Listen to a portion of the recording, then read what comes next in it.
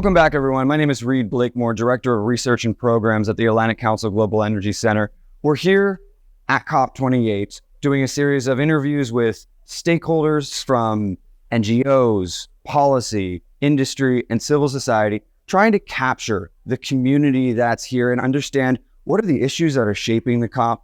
How is the COP agenda positioning ourselves for a climate action forward year in 2024? But importantly, how do we think about leveraging this inclusivity that's emerging through the COP process to better understand and better act on our climate goals? To that end, I'm joined by the Council's own Dr. Jennifer Gordon, Director of our Nuclear Energy Policy Initiative. Jennifer, this is a friends and family interview, so thanks for joining me. Thank you so much, Reed, for inviting me to be on the program. Thank you for inviting me to our program, right? To our program. But I think it's absolutely important that we take a moment and reflect on what has actually become a very nuclear forward COP. We came in with several expectations that we were going to be focused on oil and gas, but the first thing we had presented to us these 2 weeks was this amazing nuclear energy commitment. Could you quickly reflect on what that commitment is, what it means, and how, and really, what it says about the role of nuclear in this process? Absolutely. And before we begin, I should mention that when I first arrived here at the Green Zone several days ago, I was greeted by a very wise colleague who turned to me and said, "Would you consider this the nuclear COP?" Mm-hmm. And I said, "Well, let's start calling it that. Why don't we rebrand and call it the nuclear COP?" What's that colleague me? That colleague was you. Okay. So thank you for mentioning the announcement several days ago that really kicked off COP to triple nuclear energy capacity by 2050. And this was, of course, a U.S. government-led announcement with 22 countries and counting. It was followed a few days later by a similar industry pledge. And I think I want to go back to what you said before about convening all the stakeholders. And so you do need government on the one hand, but you also need the industry. There have been several other announcements as well over the last few days. An announcement to jumpstart SMR deployment led by the U.S. Export-Import Bank and also by the U.S. Department of State.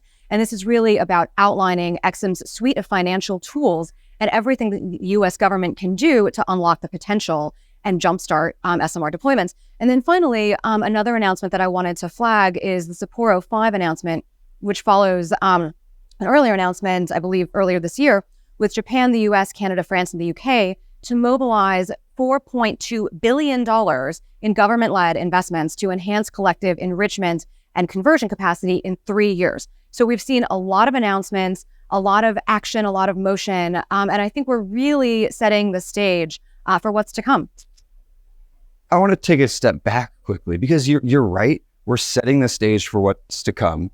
We have a litany of announcements and pledges that you just ran through.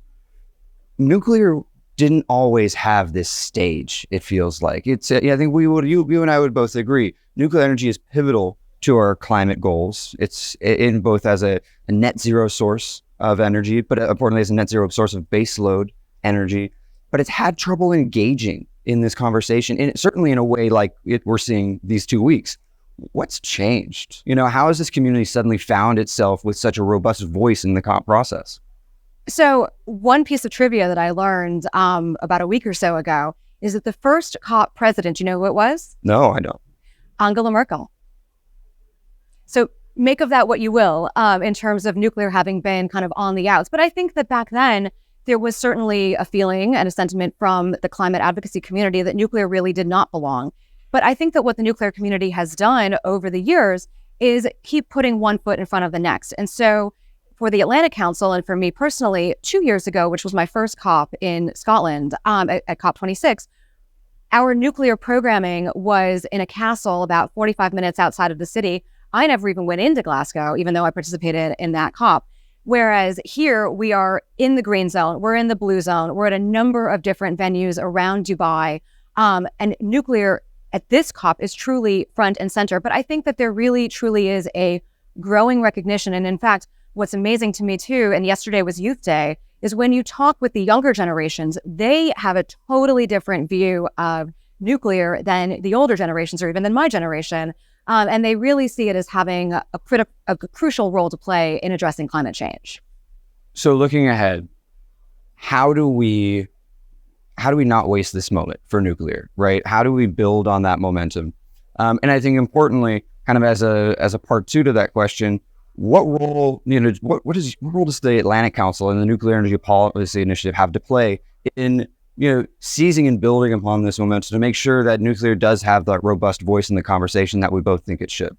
So I think that we're really fortunate, and I'm fortunate at the Atlantic Council to have this incredible platform here because we are so well-respected, well-regarded. We have a global reach. And so to be able to talk about nuclear energy as part of the Atlantic Council's DNA, so really looking at the geopolitics on the one hand, and then also looking at the role of nuclear in net zero is, I think, tremendously important. And so I think we just keep doing what we're doing and we do it bigger. We just continue. But I also think that something that I've come away with here is really the importance of public acceptance. And that's not just rhetoric.